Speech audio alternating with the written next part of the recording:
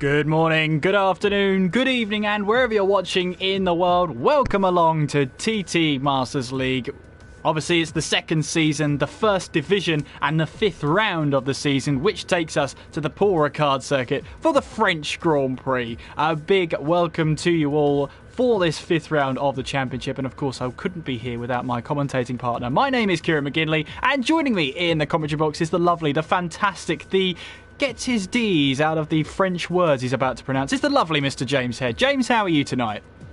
I'm doing really well, thank you, Kieran. Hopefully I will be able to get my D's out tonight. How are you? I'm very well indeed. And of course, hopefully you're all enjoying the action here. Hopefully you're enjoying the intros as well. I do work about 50 seconds on them. So hopefully you are enjoying them as much as you possibly can. But James, we head now to the Paul Ricard circuit.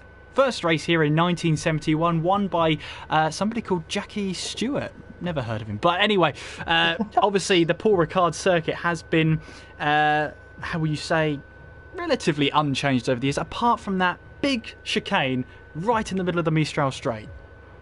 Yeah, of course, that is Le Chicane Nord. I'm going to be ruining that, I think, during the night. But that is the part of the chicane where it splits the Mistral Straight. And the Mistral Straight obviously split into two through turn 7 and then up the run towards that flat out through turn 10. It'll be very interesting to see how these drivers get on track tonight.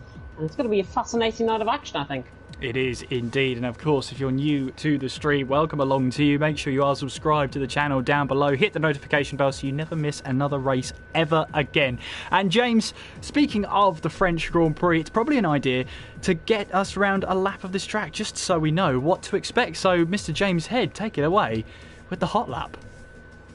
Yeah, hot lap indeed, and we go on board with Division 3, with the Division 3 driver Tekken. 14 races to his name, 270 points, 4 wins and 8 podiums. Of course, he was the Division 5 champion from TTML last season as well, which I had the privilege to commentate over. 15 turns await him out on track, and it's going to be fascinating to see how he gets on with this relatively flat track. On the run down then, past this extended start-finish line, down in towards turn 1. Of course, he is using the Mercedes, and now through turn 1 and 2. It'll be very difficult to get a valid lap in through turns 1 and 2. If you cling out wide through turn 2, you will pick up an invalidation.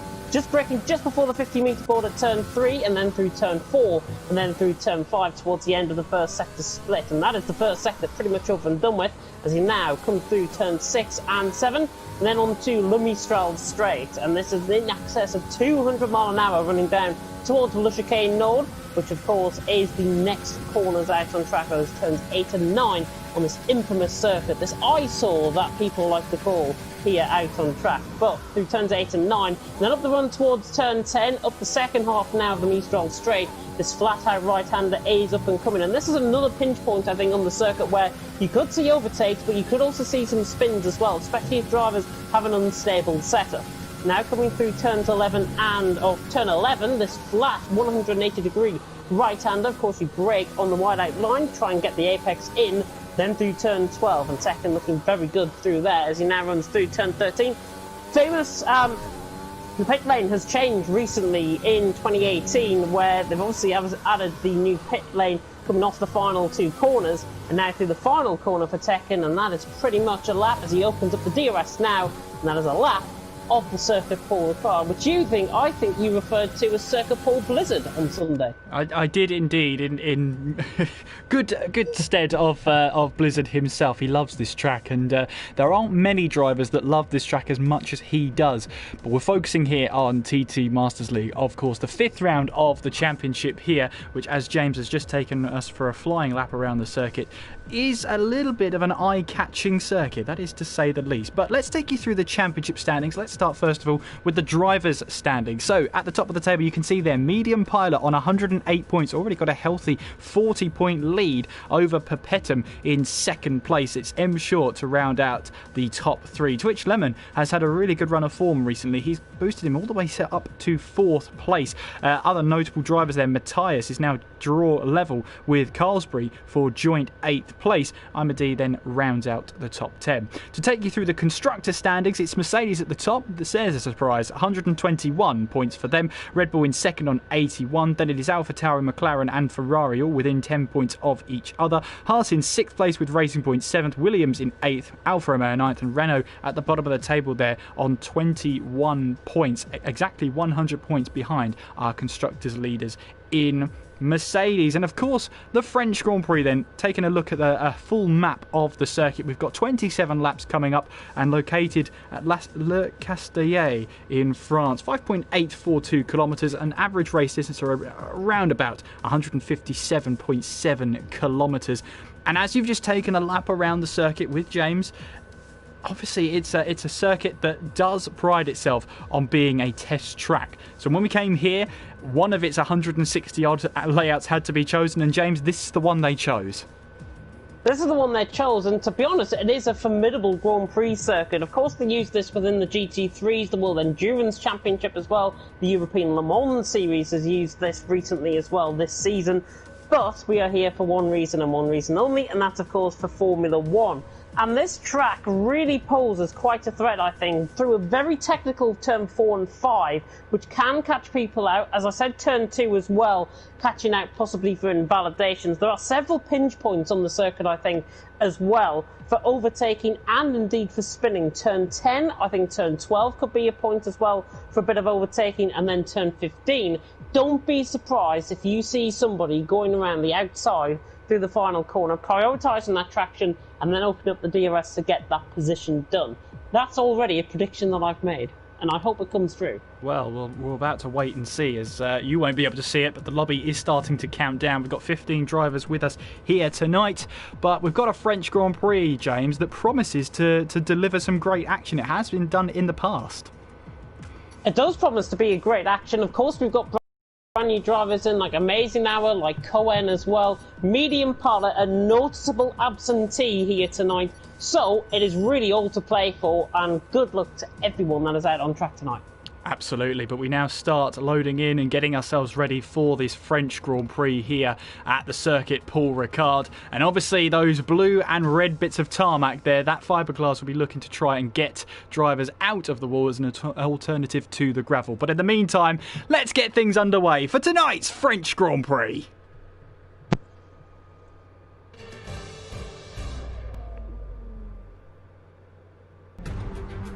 The fifth round of TT Masters League Division 1 takes us to Le Castellet for the French Grand Prix here at the circuit Paul Ricard. We've been to the French Grand Prix in many places such as Manicourt and even the Bugatti circuit at the Le Mans circuit, but we only ever went there once, and I wonder why. But here we're back at the Paul Ricard circuit, the first race here in 1971, and that was won by one Jackie Stewart in his Tyrrell 003. A lot's changed since then, including that long chicane down the Mistral Straight to try and slow the cars down before they make their way towards that third sector. As you can see here, 5.8 kilometres takes us round this Paul Ricard circuit, which has been famed and tested, tried and tested that is, with its 168 odd layouts. Of course, we're using this layout today, which takes us around a good mix of high-speed straights and high-speed corners, as well as the traditional low-speed chicanes and hairpins that every circuit has to have. And here we are for the qualifying session for the fifth time this season. James, there's been an update in this game, hasn't there? There's been an update with our commentary box. At long last, we've got something new.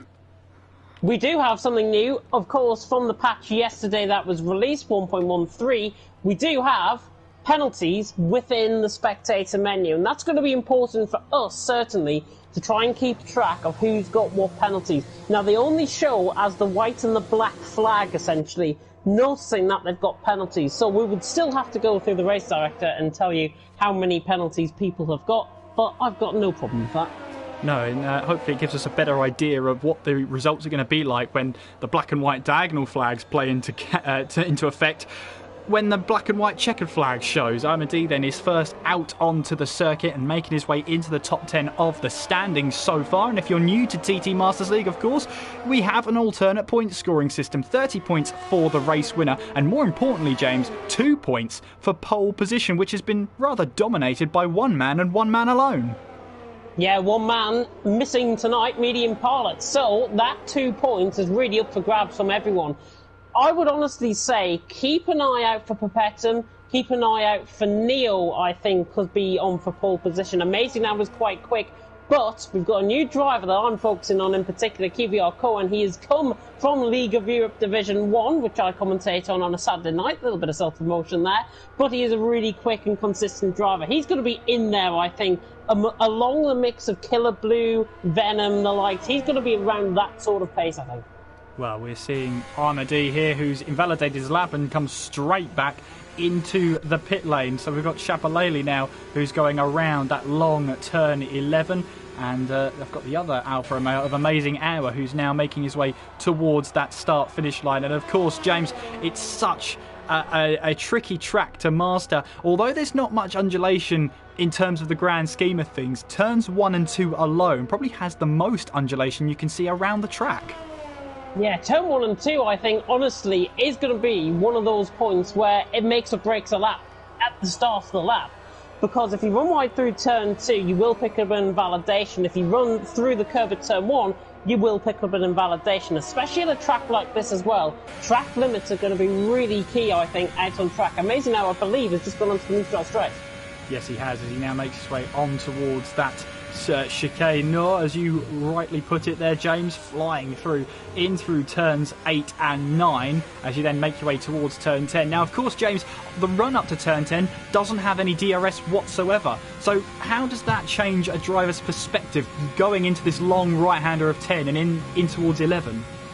They've got to try and set them up, to be honest, going through turn 12, and they've got to have a balanced setup coming through this part of the circuit. I mean, I'm over with Cohen now. He's coming through turn 10, 11, looking very stabilised on his setup. But if you have just that little bit of aero prevalence, a disadvantage through there, it will really cost you on a lap. Here we go then. The Alfa Romeo is going to be the first person to set a lap time in this qualifying session. We've followed him all the way around. Let's see where Amazing Hour can put that car on the grid then, and what time can he set? 27.7 there from Amazing Hour. And to be honest with you, we're kind of looking at the low 27 from some of the top drivers, and maybe even potentially dropping into the 26s. Although, some of the top talent we've seen over the past few years have barely made it into the 26s. So low 27 is a very respectable time to set around here. Yeah, low 27s, I think, is going to be the key. I think 27.2, possibly out on track we could see. Cohen has just had a 27.9, so good lap from him. Colesbury has just gone on to a lap as well. Neo, interestingly, on a set of mediums. He's now coming through turn 11 and then coming towards turn 12. This Racing Point, of course, looking to try and set a good pole position lap. But on this tyre, I think he'll be going around Varkey sort of area, the 130 flat. It's about a 2-second advantage from a turnaround onto the medium to the softs around this track. So really noticeable gains.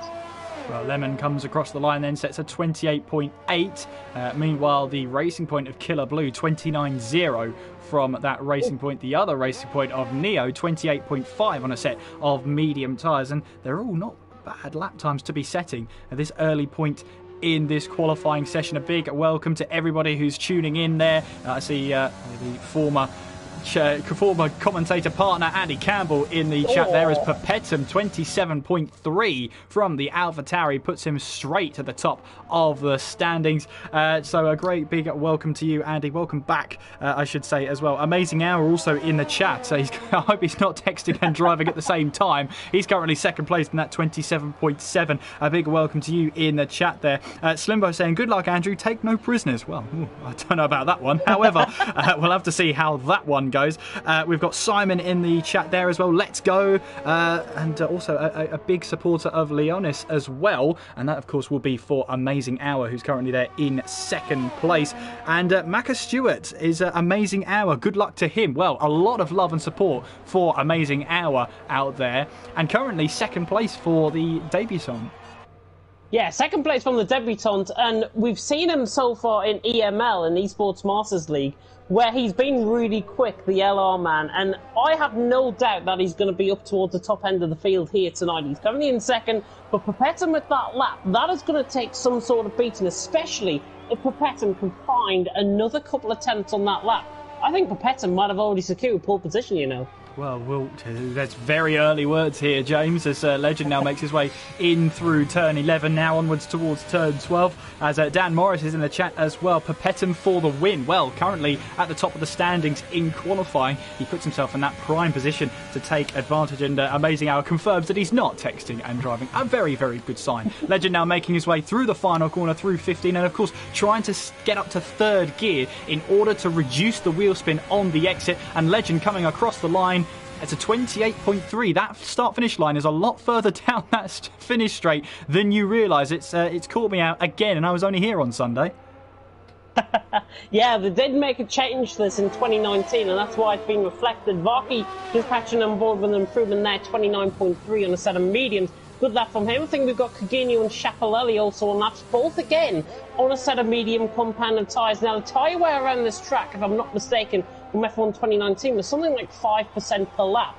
And I talk about this every single commentary that we do together. 5% a lap is quite violent, I think, in terms of the tyre deck, but especially around a flat track like this, you're really going to feel the effects going through the corners. Well, absolutely. Schiaparelli now makes his way on towards Chicane Nord as he brakes hard then for turns 8 and 9, trying to fly through on those medium tyres, riding on board with the Alfa Romeo driver as he now tries to tackle the upward stretch towards turn 10. There is Legend pulling to one side to let the Alfa Romeo driver through. Schiaparelli full throttle through there, especially on the medium tyres. That's a bit sketchy, but he's got it all under control here. Now in towards turn 11, a little bit of trail braking. You've got to try and master that through turn 11 because you want to carry as much speed as possible through there and try and let the aero do the work. Through turn 12 and then onwards towards 13, you'll see a lot of drivers using that curve on the right-hand side in qualifying, but then trying to stay away from it during the race because it does exacerbate that tyre wear you get during the race. Here comes Schiaparelli towards the line, then lovely exit out of turn 15 and onwards towards the start-finish line. What's this going to be for Schiaparelli for his first lap of the qualifying session? A 28.8, which puts him onto the 4th row of the grid, 7th place. Yeah, not too bad. He can find a lot of improvement, I think, on that time as well. We're nearly halfway through qualifying. Perpetum on top, Amazing Hour second, Cohen in third. I believe Amazing Hour's just started up on a lap. He's 500s up, but he gets very tetchy coming out of turn 6 and then through turn 7. So now Amazing Hour on the run down the straight. In excess of 200 miles an hour here for the Australian. Not looking too bad so far. He might have just lost a little bit of time after that slight half moment, but Amazing Hour into the chicane Nord. Here at Le Castellet in France. I'm sure Kieran butchered that once or twice earlier on in the commentary. Absolutely. Wouldn't be me if I didn't. Amazing Hour actually finding a 1/10 of a second through this middle sector. The clouds are beginning to build over this part of the track. Now through turn 11 for Amazing Hour, going very nice. This 180-degree corner. You might think of it as two corners. It's not. Coming now through turn 12. Again, a wide exit. Then a very deep entry into the corner, catching the apex nicely. I think, though, how far he's run wide there, he might have just invalidated that lap, but he's still going to continue on nonetheless. An Amazing Hour through the final corner as the conditions really begin to change here in France. Amazing Hour trying to beat Perpetum's lap time of the 27.3. What's his time? 27.5. 10th and a half off in second. Yeah, nice lap time though from Amazing Hour. It gets him much closer to that pole position he wanted. Meanwhile, Cohen is 3rd place at the moment, 27.999. You couldn't get closer to the 28 if you tried. But he now flies his way through turn 12. Just looking at his steering wheel there, he is in hot lap mode. And as you say, James, that cloud is really starting to build up towards the end of qualifying here. Cohen, meanwhile, makes his way through turn 15. Bit of a lock up on the front right as he tries to make his way through that final corner. And now on to that start-finish straight. Is this going to be an improvement for the Renault driver? And it is by about a 1/10 of a second. 27.8 now is the new personal best from Cohen. Perpetum improving 10th and a half up in the middle sector. Now coming through turn 14. And the AlphaTauri looking fantastic out on track. It's been such a clean lap as well as he comes flying out the final corner now. Expect an improvement, maybe even a 26.9, but I don't think he'll get to that. Across the line, 27 flat. It's close enough. He goes quickest and improves by just over 2/10 of a second as well. 7 minutes to go, Perpetum on top. Amazing Hour second, Cohen in third. Carlsbury not responding. He's also got onto a set of mediums though, which is quite interesting. I wonder if there's a threat of rain at the end of this session. could be at the end of this session, but if that was the case, you'd see a lot of drivers just trying to pump in those option tyres. We haven't used the word option for about 7 years now. However, he's on those medium tyres. You'd be expecting to go onto the soft tyres if the rain was starting to fall down onto the circuit. So that tells me that there's possibly a chance that rain will be towards the end of the race, if anywhere, because it looks like drivers want to extend the first stint. And just as I say that, rain is starting to fall here at the circuit Paul Ricard with just over 6 minutes to go. That track does get quite greasy very quickly, especially at the French Grand Prix. Is that a James Head prediction? That's already come right as well, me predicting the rain. Oh, well, I don't get too ahead of yourself, James. We've still got a lot of the stream to go to get you wrong. So there's plenty of opportunities for that one. But with less than 6 minutes to go, the threat of rain has hit qualifying here. And so DRS is still open, it's still online, so drivers will try and finish off their laps at the moment, but it could be a little bit of a washout towards the end of this one. There's 3 or 4 drivers that haven't set a lap time. Amity retired very early on in this session, but Venom, Yarum and Combi all haven't set lap times yet in this session. They've left it very late, and with the rain hitting now, this is not really the ideal time when they wanted that rain to hit, because that track is going to be greasy as they're on their flying lap. It's just going to get worse and worse. Yeah, it was unfortunate. I was on board with Combi. He came across the start-finish line pretty much when the rain began to fall, and he's now coming through turn 11 out on track. It's not looking too bad in terms of the sector times, but expect in the next 5 minutes or so this track to really turn wet, and expect quite a few retirements and maybe even an early end to the qualifying session as Combi now comes through turn 13. As soon as I say that, Carlsbury is retired, I think, in the pit lane. As now Combi comes through, Schiaparelli retires in the pit lane. See, they know what they're doing. Combi round the final corner, aiming to improve on his time. Yellow flag from the final sector is for people retiring in the pit lane, but Combi across the line goes 7th, 28.5. But look, he's a little way off those times. I wonder if he would have committed earlier, possibly on a set of soft compound of tyres. 28.5 is there in amongst Neo, who's the top medium runner. Yeah, we've got Venom, meanwhile, who's invalidated his lap time, and that's not what you want to be doing at this point. Legend has spun through turn 6. You can tell how greasy the track is. He's just spun through turn 6. Didn't really catch on board with the spin, but we just saw him to the right-hand side of the track. He was on a down lap, I think, at the time, with a 28.2. I honestly don't think we're going to see any improvements now. No, it's getting to that point now where the track's just a little bit too greasy, but Yarum and Venom still have to set some sort of lap time in this session. Here comes Yarum then. What's an impressive lap about Combi is that, 28.5, he outqualified Schiaparelli, and Schiaparelli there was on the medium tyres. Let's just bring up those tyres for you. So Combi on the soft tyres, 28.5, and that was in sort of rain-affected conditions. Schiaparelli, bone-dry track, medium tyres. That's going to be crucial for Combi because that time doesn't look like it's going to get beaten. Now Yarum invalidates his lap time and actually retires from the qualifying session. We've got a Renault coming back into the pit lane as well in Venom. So Combi is out there, Legend also out there. But to be honest with you, I think the last sort of 2 minutes of qualifying could be a little bit of a washout here unless drivers are willing to go onto the intermediate tyres. Well, there's Amazing Hour, who's actually gone a 10th quicker through... sorry, no, that's not Sector 1 just yet, but we'll see. Oh, there he goes, right around on the exit of turn 5 there. And that's the ever-present danger of these tricky conditions. Legend coming back into the pit lane. Combi as well. He'll eventually find his way back into the pits there. Lemon is found himself around as well. Goes through some advertising board. So it's fair to say that we're not going to see many improvements at all as drivers start to filter out of this qualifying session. So I think we can safely say that the 2 points are going the way of Perpetuum in the AlphaTauri, 27.0 on pole position by almost half a second before that rain hit. Amazing Hour rounding off the front row. It's Cohen and Carlsbury on row number 2, Legend and Neo on row 3, Combi and Schiaparelli on row 4, Lemon and Cugino on row 5, Killer Blue and Vaki on row 6, Amadi and Venom in row 7, and Yarum on his lonesome on row number 8. But that could be a telling sign, James. We've got all those tyres there, and you can see first to fifth on soft tyres. Legend set his best lap time on 3-lap-old soft tyres. That's going to come back to bite him as Lemon gets a big amount of oversteer on the exit of 9.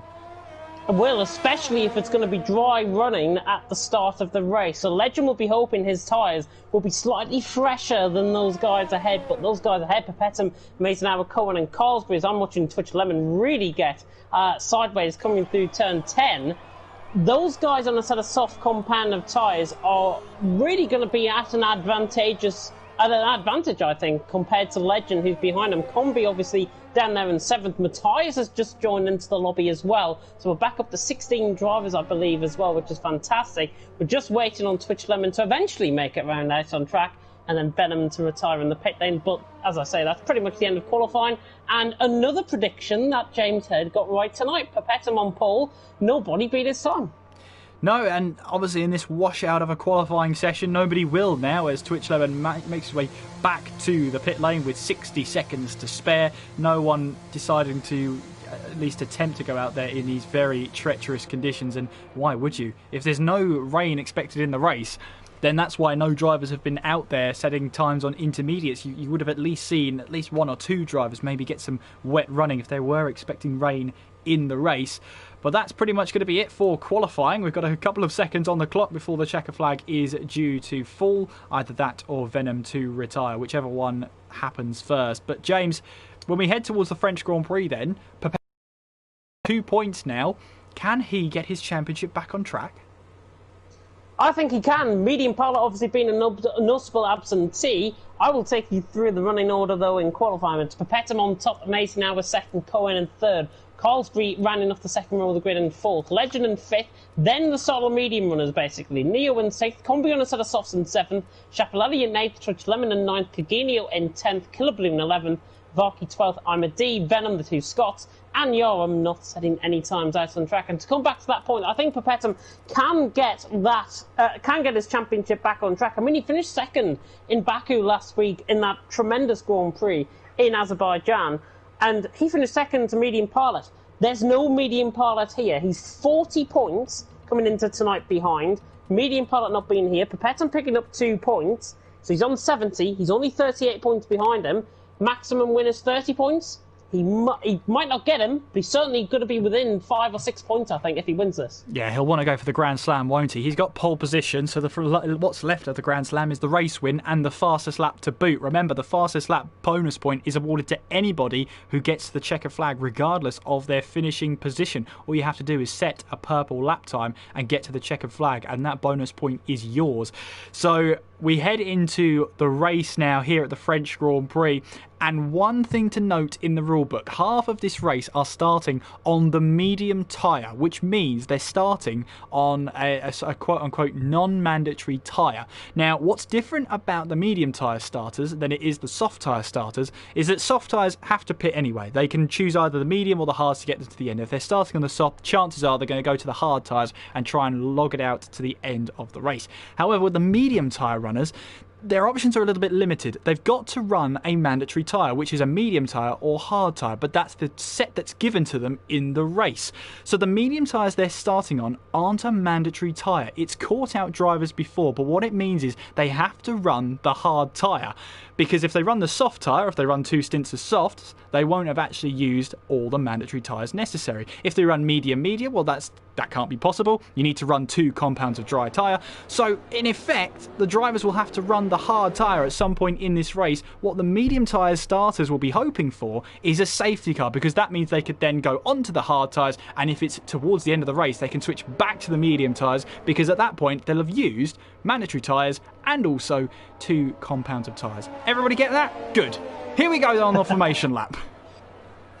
Here we go indeed, and looking down the bottom half of the field, majority of the guys going on a set of hard compound of tyres, Kieran says. Killer Blue, Varkey, Imad and Venom all going on for a set of hard compound of tyres. Yaram on a set of softs, Matthias on a set of medium compound of tyres. Somebody's tuning in, by the way, on my end of the stream. Go and tune into League Racing TV. That's where all the action really is. Bit of self-promotion there. Go and join that stream. Don't come into mine. But focusing on Matthias as well, late into the session, not setting a qualifying lap, he's chosen a set of medium compound of tyres. Now, these mediums, I think, can get you around the halfway stage, but it's going to be fascinating, I think, to see how these guys do actually get on.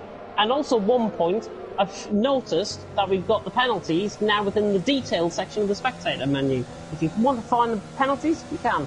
Absolutely, and that point I made on the medium tyres is those starting on a set of mediums that set that time in qualifying. So anyone outside of the top 10 is already starting on a mandatory tyre. Apart from Yaram, he's starting on the softs, but that's a fresh set of softs, so we expect him to be using mediums or hards, preferably the hards towards the end of the race, because then that will actually get him to the end of this race. So the likes of Neo, the likes of Shapalele, the likes of Lemon and the likes of Coutinho are starting on a set of medium tyres that are not the mandatory set. They get another set of medium tyres which are the mandatory set, and they will either have to use those or the hard tyres at some point in this race. For Perpetum though, he's already got 2 points on the board. He's already cut down that championship lead by those 2 points to 38. What would another 30 do, I wonder? Maybe even a fastest lap as well. Amazing Hour on debut, putting it on the front row as well. Cohen in third place. Carlsbury lining up in fourth. He's a quick driver, Carlsbury. Had a little bit of a tepid start to this season, but never ever count him out. Legend starting on 3-lap old soft tyres. Watch out for him towards the early stages. He might fade away quicker than you think. Neo, the highest medium runner right now. Combi in 7th, with Shapalele in 8th, Lemon in 9th, and Coutinho rounding out the top 10. Meanwhile, though, we are moments away from this French Grand Prix, and it is 5 red lights.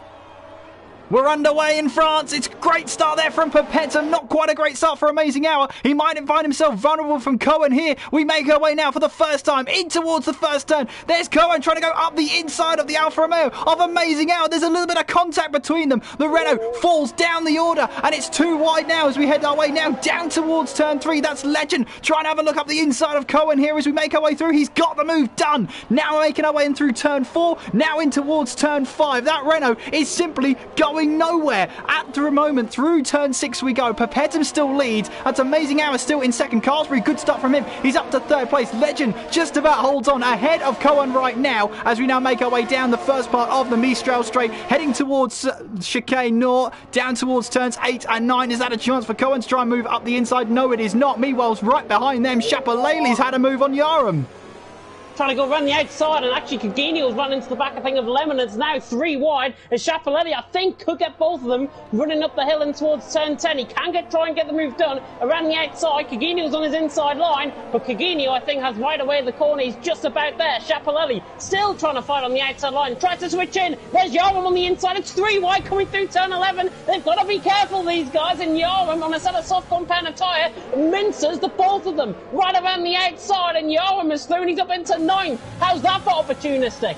How's that for opportunistic indeed? Meanwhile, Venom here is all over the back of some drivers. We've got Legend who's straight into the pit lane, and no doubt those old tyres will have something to play a part in those ones. So Perpetum, of course, setting the fastest lap of the race. He's the first one towards the line there as we now make our way towards turn 1, and all around there relatively clean. Doesn't look like there's any damage to any of the cars out there.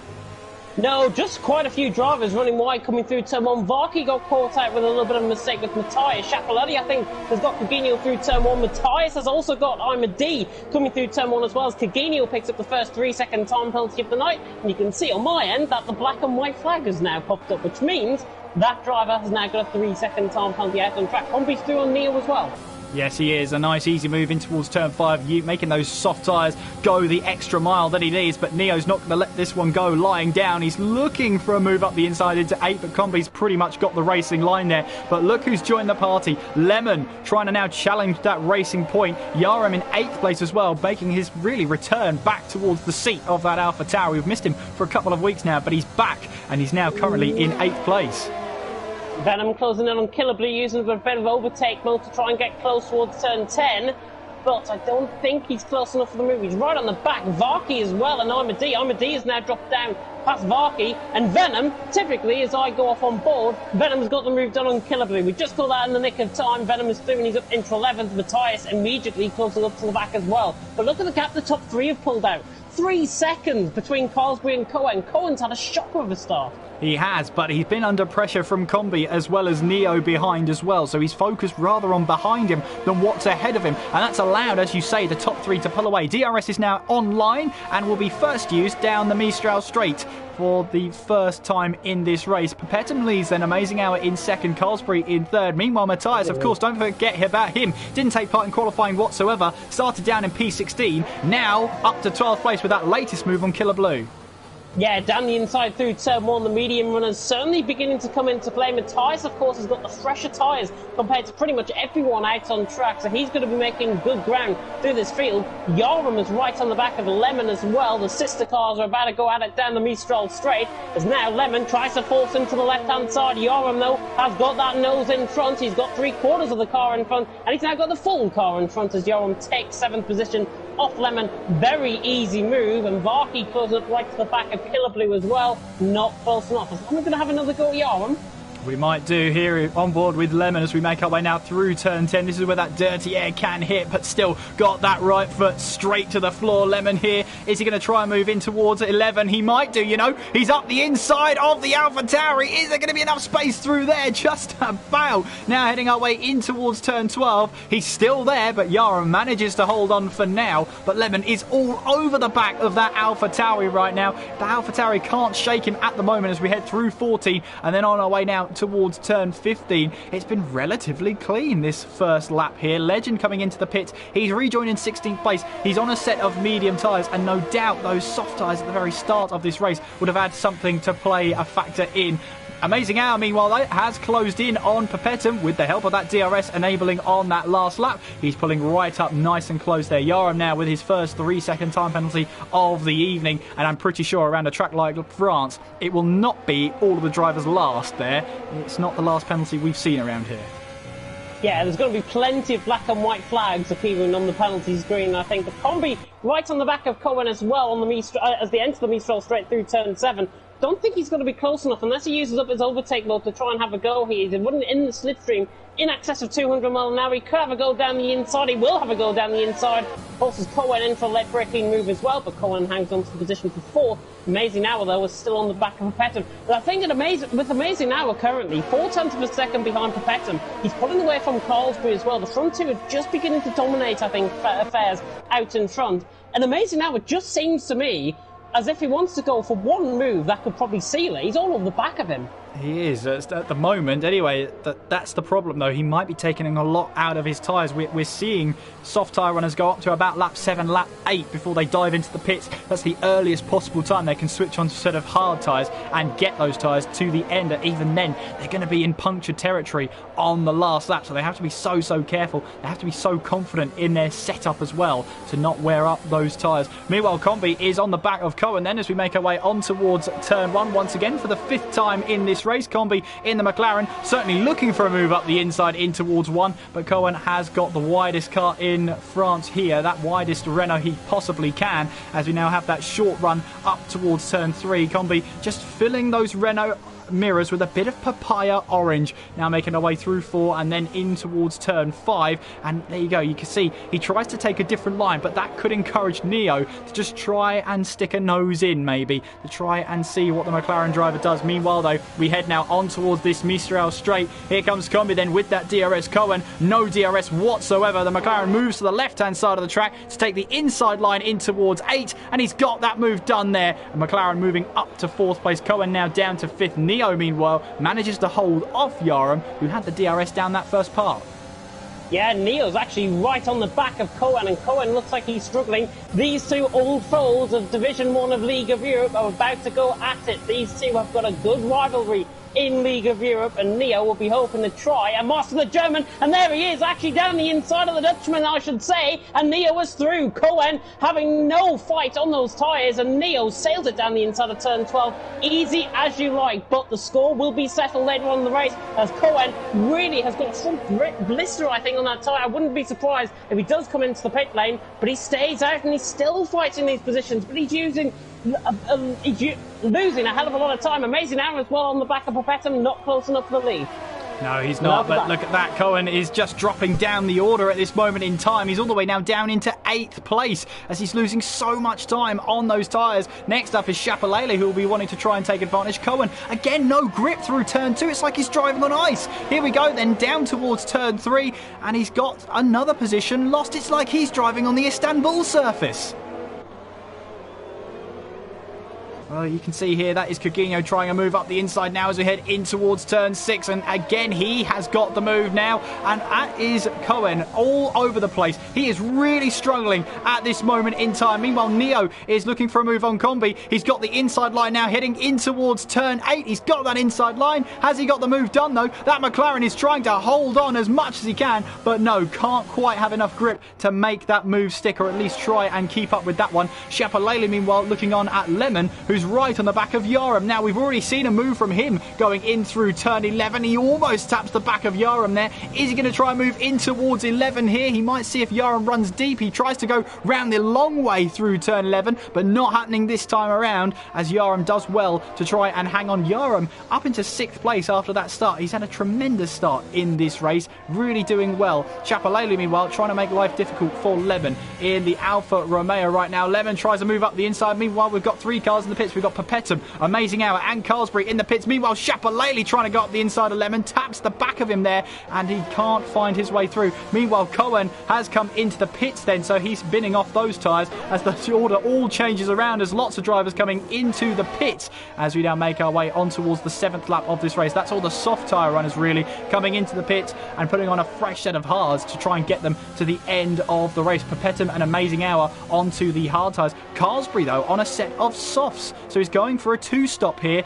Expect to see him on the medium tyres towards the end of this race, but we've seen 2 stops before. They haven't quite worked out the way they maybe should have or could have. There's a lot of overtaking you need to do on the 2-stop strategy, but on the 7th lap of this race, Neo is in the lead, but he's yet to stop, and there's battles everywhere you look. Here comes Lemon then, who's going to move up the inside of Shapalele in towards turn 8 there. He's got that move done. Shapalele is struggling here because Yaram is just about holding on as well, but look at this run that Shapalele's got. Look at that run with the ERS he's got. He's got the inside line in towards turn 10, flying all the way through. Bravery at its best, and Shapalele gets the move done. He's not done yet though. Through 11, he's got the inside line in towards 11, up the inside of the Red Bull, but he just runs out of grip. Can't quite make that one stick. Yaram manages to hold on there. Sorry, Lemon manages to hold on for 2nd place, but Shapalele, Yaram, Twitch Lemon, they've all got that fiery punch about them tonight. Yeah, Yaram losing, actually. He runs wide, actually, coming into the pit lane. He lost 2 positions as a result. Lemon actually overtook on Yaram. Shapalele tried to get the move done as well on Yaram, and he got the move done, obviously. Amazing Hour and the likes have been into the pit lane as well. Matthias is on the back of Coutinho, trying to get quite close. Venom also trying to get quite close. He was Coutinho runs miles out wide through turn 1. This is going to give Matthias an excellent run. Now, coming down towards turn 3, he's on the inside line. I think, you know, the Austrian is going to have the move done on the German, and job done. Matthias, and he's through, and he's up into 4th, and that's crucial as well because Coutinho's got that 3-second time penalty behind as well. Venom has got a 3-second time penalty, and the more these guys fight, the more Killer Blue, Barky, and Armadillo come into play. Yeah, Yaram picks up his 2nd 3-second time penalty. Legend picking up his 2nd 3-second time penalty as well. Shapalele pulls to the left-hand side. He's got that move on Lemon heading down in towards turns 8 and 9, and behind them we're going 2 wide all the way through. Goodness me, 3 wide actually coming through turn 7. Venom gets a superior run, but Coutinho has got the superior run on Matthias, and Lemon tries to weave in behind Shapalele, but Coutinho now up the hill towards turn 10. Venom around the outside of Matthias. Can he get the move done? And the Renault, the French crowd would be going absolutely wild if this was in real life, as the Mercedes is still on the inside line, but the Renault, I think, is going to have the superior traction, and Venom is through around the outside through turn 11 and 12. Another opportunistic move, but it is a place you can get an overtake done. Venom's just proven it, and he's turning up the 5th. Yeah, nice move there. Venom put all his bravery on show there. Matthias down to 6th place after that tremendous move. And as we head on towards the 9th lap of this race, Neo in the lead though, but is yet to stop here at the French Grand Prix. As we see all down the order, Papetum rejoined in 10th place, by the way, and all that madness. There is the race leader before those pit stops happened. Papetum there 8 tenths ahead of Amazing Hours, who hasn't been able to shake off that Alfa Romeo. He managed to to get a little bit of a gap over him, but Carlsbury there fastest up of the race. Now he's on the soft tyre looking for the 2-stop in this race. James, that's a bit of an unconventional strategy. We weren't expecting 2 stops tonight. 2-stop can work though, it has been proven. I've seen it in F1 2019 certainly, where drivers on a 2-stop strategy, I watched Coginio going wide in front of Venom, and yeah, the soft compound tyres will come into play. It'll be good short term, but longer term, it's really going to feel the effects. As you say, they can only get 7 or 8 laps. Here comes Venom on the back of Coginio. He's not going to go around the outside of the chicane, nor does he. Down the inside, coming through turn 9, and he gets the move done. Brilliant stuff by Venom. That was very late on the brakes. Coginio allowed him the space to come back, and Venom is through, and he gets the 4th and his yellow flag in sector 2, and it's Imadi, I think. It is Imadi who's found himself around there as he just tries to find his way back out onto the track. Meanwhile, Coginio is looking for a move. Yeah, and Killer Blue's down the inside of Matthias as well, just in behind the Mercedes, still trying to fight this. The yellow flag in sector 2 and 3, Imadi's got back going, but Killer Blue around the outside on a sort of hard compound of tyres. The Pink Panther comes back to bite at Matthias, and the Racing Point is through, and he's up into 6th, and Chapelletti is in from 2nd. Yeah, Force India, fatal faux pas there, James, I'm afraid. That's one for the money box. Meanwhile, then, Matthias is on the back of Killer Blue as he tries to reel in the Scotsman once again, but it's not happening down the start-finish straight at this moment in time. We have 18 laps to go here. Having the first 10 flown by, well, that's great news because we've got another 18 coming your way here at the French Grand Prix. Coginio really struggling. He's taking a bit of Rolex advertising board with him. Killer Blue then goes all the way through. Coginio is in trouble here. He's let all those cars go through. I wonder if that was a little bit of trouble he had on his end. Might be to try and get DRS, actually, to try and catch back up to him, because he's got Varkey ahead on a set of hard compound of tyres. Interestingly, though, in behind, I'm on board with Amazing Hour. Perpetum cut turn 1, and he's picked up a 3-second time penalty, so that could be very crucial towards the end. And look at Carlsbury. Carlsbury is right on the back of these guys as well. Varkey tries to close up on Matthias just ahead. I don't think he's going to be close enough down the Mistral Straight, and in fact he's not, and he's still in 6th position. I'm on board with Carlsbury still, and nobody close enough for a move. But Amazing Now is just chomping away at the bits. He's just getting quite close to Perpetum, and look at the gap they're beginning to pull. As Chapelletti, fresh on a set of hards, goes past on Combi. Vaki, meanwhile, is on the back of Matthias, heading now our way through turn 11. And as you say, James, how important is that penalty that's been awarded to Perpetum going to be towards the end of this race? It's 3 seconds for now, but the important thing is as well, is Amazing Hour doesn't have to ask Jeff anymore about the penalties. He can see that for himself. He can see instantly on the side of his name, at least for the car in front, that he's got a 3-second time penalty. So that'll be on his mind the whole race. Lemon, meanwhile, is coming into the pits then. He's going to put on a set of hard tyres. That's his mandatory set. That'll take him to the end of the race. Yeah, I'm still on board with Carlsbury. He's still chomping at the bit on the back of Amazing Hour. Amazing Hour as well in the slipstream. Lemon has gone into a set of hard, as you say. 17 laps, 18 laps can work on a set of hard compound tyres. They might be quite worn, and they might get a puncture towards the end, possibly, but I think they can make it no problem at all. Combi's and Chapelletti's still fighting through turn 1. Yarm and Lemon are fighting the two sister cars once again, the Red Bull and the Alpha Tauri. I was going to say Alfa Romeo for a second there, but Yarm still in 14th. Again, another that French word that you said. Faux pas, yeah. It's going to be a word for you, James, I'm afraid. But that wasn't even the right team. I mean, anyway. Point is, Varkey is on the back of Matthias right now as we head our way on towards the second part of the Mistral Straight. Another battle to keep our eye on is that battle for what could be the lead of the race. Perpetum, Amazing Hour and Carlsbury. 2 out of 3 drivers on the same strategy, 2 of them on the hard tyres. Meanwhile, Carlsbury's going for that 2-stop strategy, the more aggressive strategy. But to make that strategy work, he's got to get past the 2 ahead of him, Perpetum and Amazing Hour, if he has any chance of making that 2-stop work.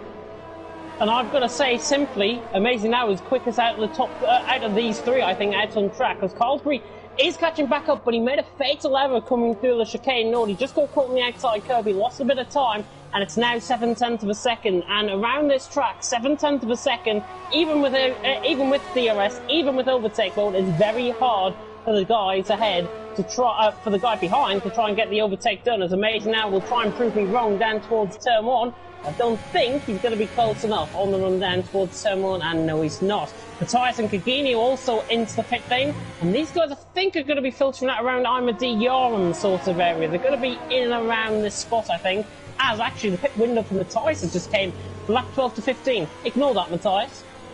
Yeah, he's going to the end now and looking to try and get those hard tyres to the end as far as possible. Carlsbury picking up a 3-second time penalty. Meanwhile, as well, I believe Coutinho picked himself up a 5-second stop-and-go penalty for speeding in the pit lane. Here comes Amazing Hour on the back of Papetum. I don't think he'll be close enough to try and move in towards turn 8. He actually turns off his ERS there to make sure he can slow down for the corner and realise that he's not quite going to make it this time around. Does he turn up his ERS at any point down the second part of the Mistral Straight, heading towards turn 10? No, he doesn't. He saves it for a rainy day, but flying now all the way through turn 10 we go. Is there an opportunity for a move in towards turn 11? Papetum, he's counting Amazing Hour there on Papetum understeering so he could try and get a switchback. That didn't happen. Papetum saw it coming.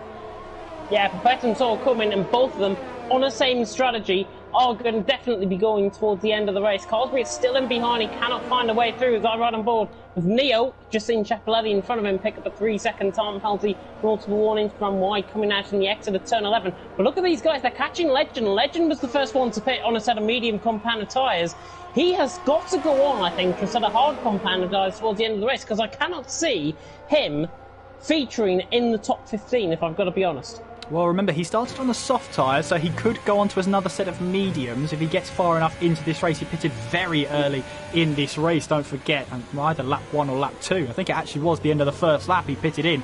So he could be going for that 2-stop strategy, but going for the medium tyres, so it's a less aggressive 2-stop strategy, which could hurt him towards the end of this race. But I think there's more than meets the eye about that one. I think that was a little bit of a change in strategy for him. I think he's running on about plan C or plan D at this moment in time. Amazing Hour once again just can't quite have the pace down that straight towards turn 8 to make a move there. I tried to find another rhyming word, but it didn't quite work out the way I wanted it to there. Amazing Hour then making his way up towards turn 10. Still no way through for him. Yeah, Legends run on the back of Chapelletti. And here comes the Alfa Romeo. Down the inside and towards turn 10. He's got to try and think about getting the move done. He's only running at 50% power coming through turn 10. He's got the inside line though, and it should be job done coming through turn 11, I think. Chapelletti will have better traction, and yeah, already sails through. And Neo's trying to fight through as well. If he wants to get through, Neo, he's got to do it now on the straight, I think, because Chapelletti will begin to pull away. And the more that Chapelletti begins to pull away, the more Neo will be robbed of a battle against another one of his rivals from League of Europe. Well, they say the rivalries carry over, but the races pretty much stay the same. Lap 14 of this race, then Venom leading the way with Killer Blue and Varkey in second and third, but all three of those drivers are yet to stop in this race. Papetum in fourth place there, doesn't get turn 2 very clean there. This could be... Leo's down the inside coming through turn 1, now on the outside coming through turn 2. He's got the traction. Legend tries to fight it as much as possible. Now on the run down towards turn 3, and Neo is through. Legend just let him have that one, and Neo is through and he's up into 8th. Game on again. Game on again. Meanwhile, for Amazing Hour, he didn't get a great first sector there and lost all that time he gained on Papetum, who made that mistake on the exit of turn 2. And once again, the Alfa Romeo finds himself ruining his luck there because he cannot find this way past. Carlsbury, meanwhile, will be even more frustrated. He's not getting the best out of those soft tyres. They are past their prime now. 7-lap-old soft tyres. At some point, he'll be on the mediums. Combi's trying to go around the outside of Legend again. Legend picks up a 3-second time penalty. The way that Legend took the corner as well, Combi had to go off the track to try and get the move done, but he was behind before he got the move done. And now Combi has got the move done. He's through and he's up into 9th. I've got to be honest, that was a little bit touch and go for one stage, but Combi got the move done. He was behind, he let him back through, got the overtake done with the overtake mode, and he's through and he's up into 9th. Well, again, with Amazing Hour, just trying to focus on these guys as well. They are technically leading this race. Varkey in, and more importantly, Carlsbury is in as well. And I expect him to go on to a set of medium tyres for the last 13 laps of this race, which he does. Meanwhile, then Amazing Hour really closing up to the back of Papetum there as we make our way now in through turn 2. And Legend there, I hope that's a graphics little bit of a glitch there. I hope he's not on 12-lap-old medium tyres there. Have the team let him down. No, he's just pulled into his pit box and he's on a fresh set of mediums. Oh, that's a relief then. I did think for a second there that the team had a major malfunction and decided to put him on scrub medium tyres. Not only scrub, but pretty much used all the way through. Amazing Hour closing in to the back of Perpetum. This could be his best chance here. Perpetum goes defensive into turn 8 there, trying to take the inside line. Amazing Hour had to back out of any potential move there, but now heading through turn 9, he's got a much better exit than the Alpha Tauri, now making our way up towards turn 10. No ERS deployment for the Alfa Romeo. Could he try and go the long way round in towards 10? He will, you know, round the long way round in towards turn 11. Again, Perpetum puts his car on the inside, but now that's understeers. A little bit happened there, but not quite the way he wanted it to. Yaram out of this race. Not sure what happened. I think he lost it actually on the curb. Safety car. There's a safety car. Safety car deployed. So what that's going to do then is these hard tyre runners are going to come straight in. Venom has worked out perfectly. He's at pit lane entrance. Coming in now. What tyres does he put on? Mediums. It has to go mediums. 12 laps on a set of mediums can work. And I think he'll be in for a set of medium companion tyres. Look at the guys filtering into the pit lane as well. So Venom and Killer Blue, interestingly as well, are going to be towards the front end of the field. Neo, however, looks like he stayed out. So Neo will be the leader under the safety car, I think.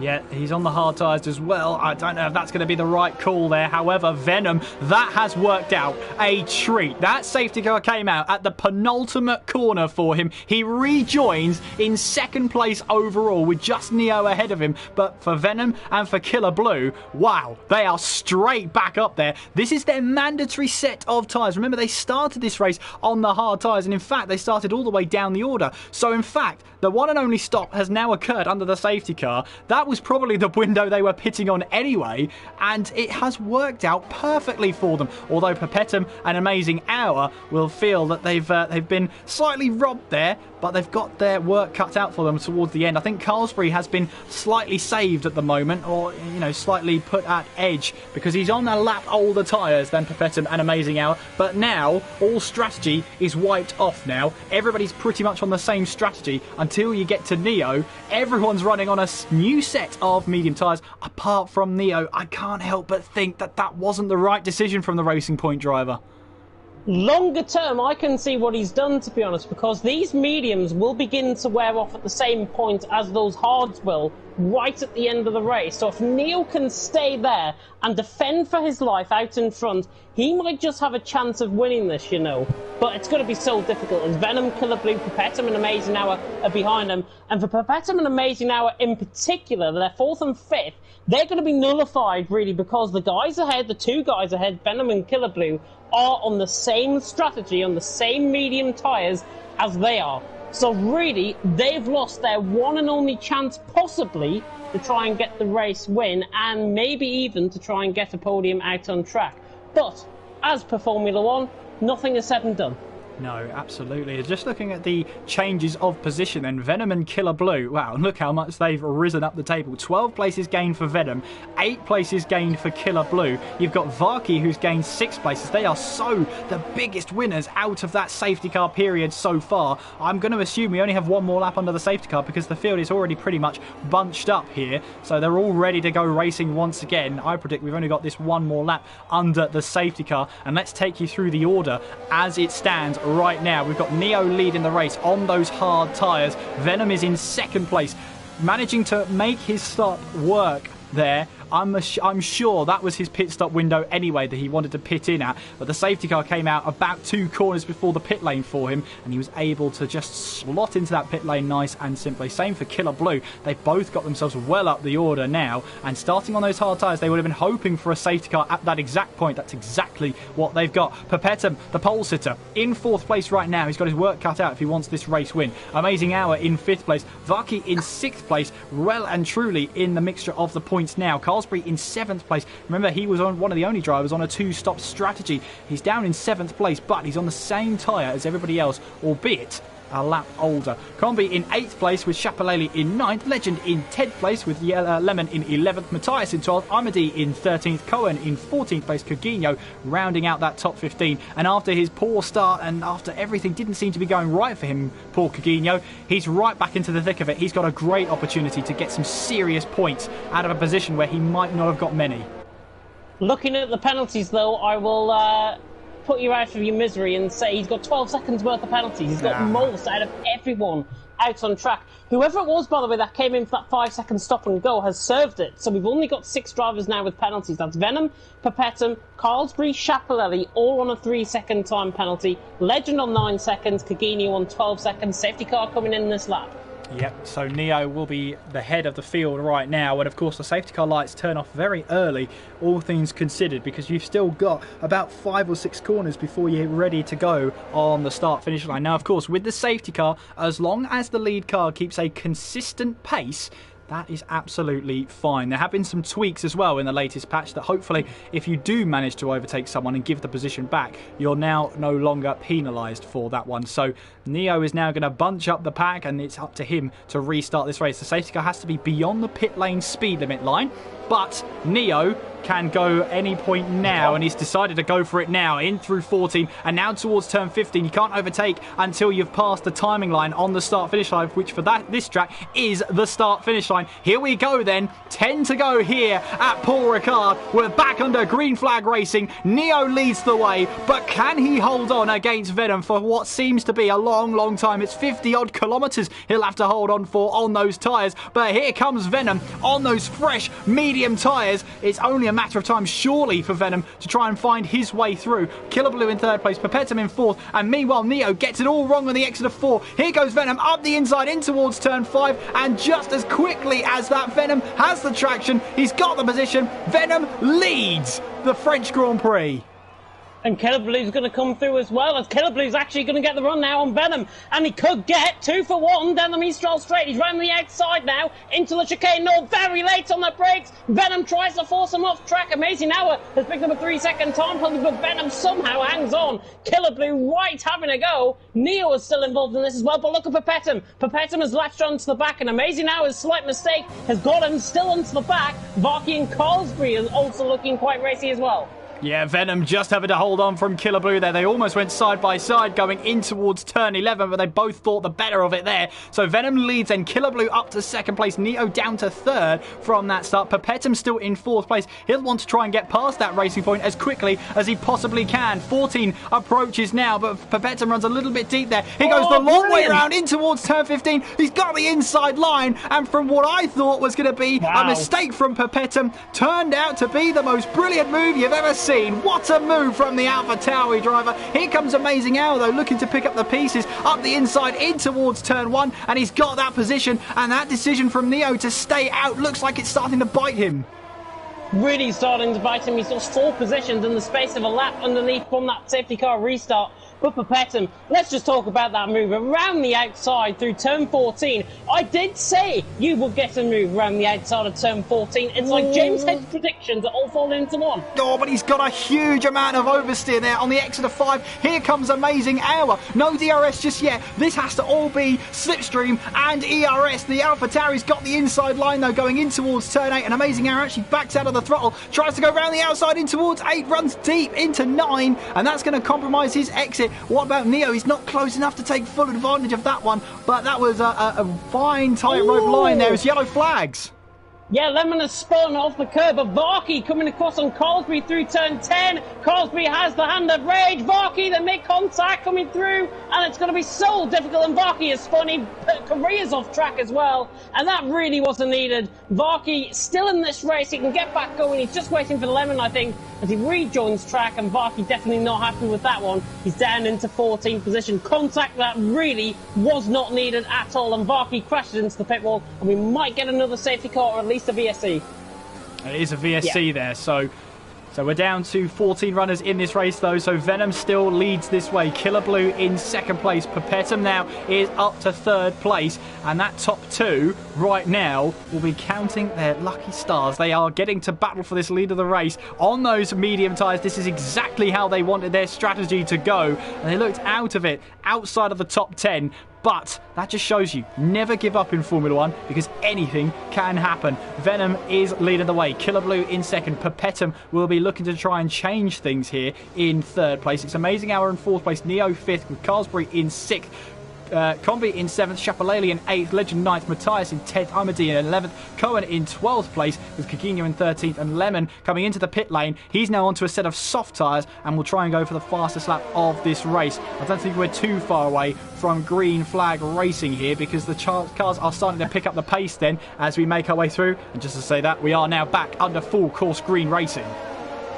Perfect timing there, Kieran. Neo's right on the back of Amazing Hour, 4/10 of a second off. He's been given a slight lifeline, I think, underneath that VSC, because his tyres will not be wearing as quick as possible, but 15 laps on a set of tyres is going to be under pressure as Amazing Hour tries to go around the outside of Perpetuum. Carlsbury as well, trying to go down the inside of Neo. Amazing Hour on the inside of Perpetuum. They hang on, but Carlsbury could get the move done. Around the outside and towards turn 12, it's game over for Neo. He's back down in behind Carlsbury. Carlsbury through. After that contact with Varkey, he's came out unscathed, and he's through. He's up to 5th. And do you know what? He is fired up, and he's now on the back of the leaders again. He is indeed, and this has been a huge strategy change here for the safety car to come out when it did and to really shake up this race. Venom leads then with 7 to go. Killer Blue is in 2nd. Perpetuum rounding off the podium so far. Neo is just trying to hold his own out there, but he's going to struggle, especially in this mid part of this stint at this moment in time. He's going to struggle to keep the tyres in check, but he'll be hoping he can come back into the race towards the end when the medium tyre runners start to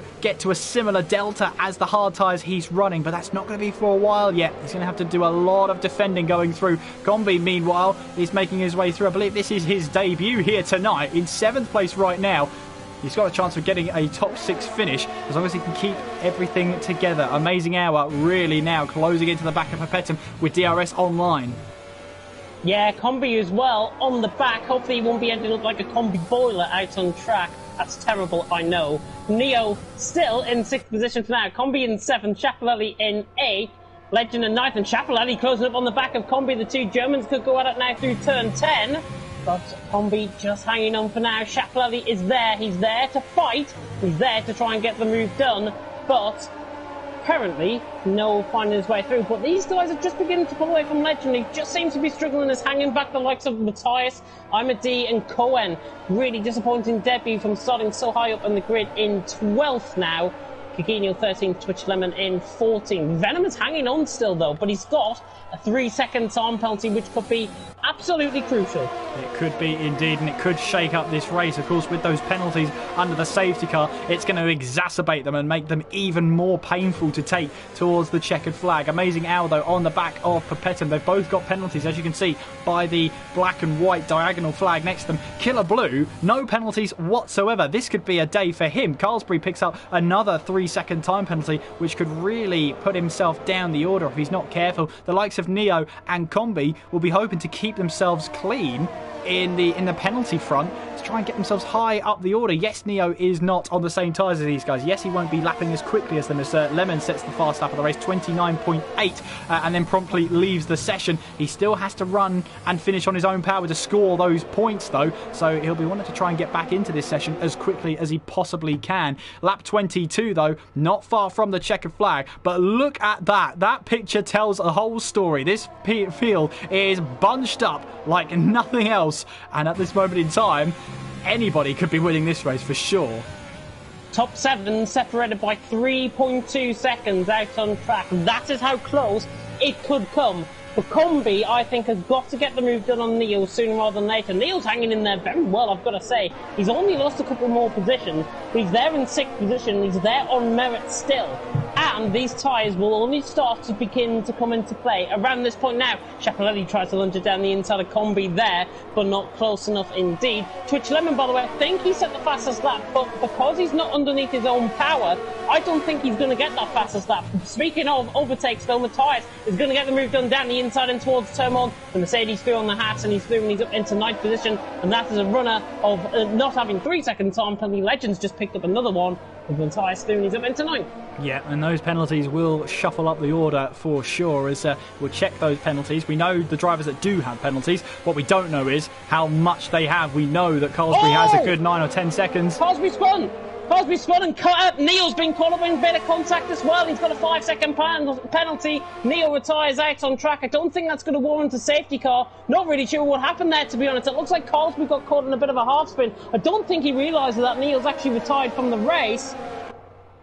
I don't know what happened there, to be honest. It looked like Carlsbury had spun, and Neo might have contacted the back of him. I'm not sure. Well, it looks like that Carlsbury wanted to try and wait for him, as you say, to try and let him back through, but then he retired and left the session, so unfortunately for him, Neo is out of the race and not going to score any points. He could have tried to limp it to the end and at least get some points on the board, but that rage and that anger just beats you. It's beaten me before in a point scoring position, in a point where you could get some decent points out on track. You just let that frustration get the better of you. I believe Combi as well was caught up in that slightly. He's lost 0.6 of a second to the back of Amazing Hour. Killer Blue, though, on the back of Venom for the race lead, running down with 4 more laps to go. The Scotsman trying to defend from the Brit. They've got a whole host of nationalities in behind as well. We've got a German and we've got an Australian in behind. Combi, the 2 Germans, with Schiaparelli fighting out for 5th. As well as we retires, I think, coming into the pit lane. Twitch Lemon, if he comes back, he's going to try and get P12 out on track, and he will pick up that fastest lap point crucially. He will indeed, as we've got yellow flags in Sector 3, and that is just Carlsbury retiring in the pit lane. So that's going to be Lemon with another position, so long as he can get back under his own power. Once again, Pipetta, we're riding on board with him as he's closing in on Killer Blue, heading towards turn 8. Is this going to be a move here? That's going to be made by Pipetta. He certainly looks for it up the inside. He's got it all wrong. He goes into the side of the Renault and he spins himself out. Just a poor judgment there from Pipetta. Wanted to get that move done, but the Renault wasn't getting out of the way, and why should he? He got the racing line. Pipettam's move for the lead of this race, or at least a charge for the lead of this race, comes crashing down. Amazing Hour now up into second place. He's past Killer Blue and without drama. Yeah, he passed him through turn 10. What drama here in France.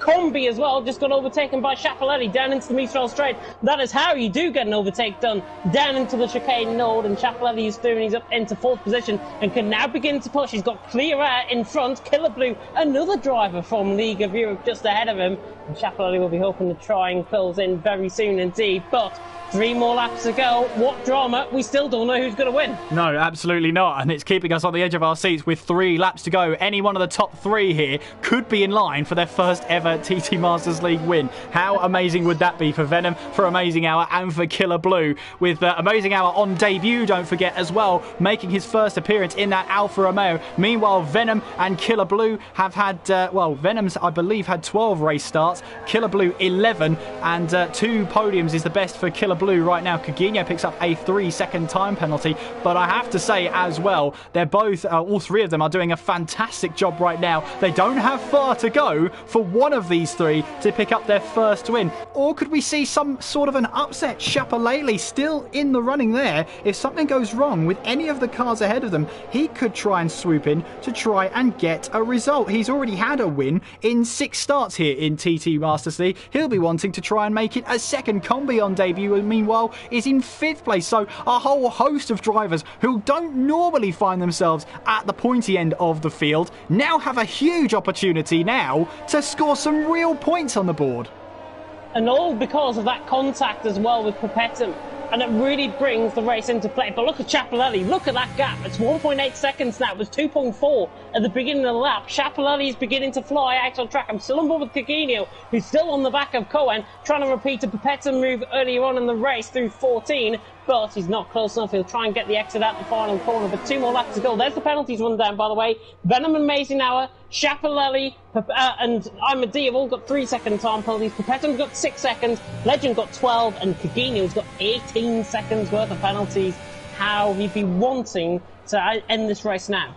Well, at the moment, he'll still be in 11th place at least, but that's not going to be great for him whatsoever. What's going to be interesting is how close can Killer Blue keep onto the back of Venom and Amazing Hour with only 2 laps to go. We're on to the penultimate lap of this French Grand Prix, and if you've loved this action so far, I've got good news. We're back here next week for the British Grand Prix. Make sure you subscribe, hit the notification bell so you're notified. Meanwhile, Amazing Hour heads in towards turn 8. Thought about the move up the inside of Venom there, but probably had those flashbacks from what he saw Pipettam try to do. Venom seems like he's got the strongest side pod Formula 1 has ever seen, but a French car leading the French Grand Prix, and here comes Amazing Hour, the Australian, right in his slipstream now. Is this going to be a move in towards 11? He's certainly going to think about it and maybe trying to lull Venom into that understeer. Venom wasn't having any of it though through turn 11. That car is firmly planted.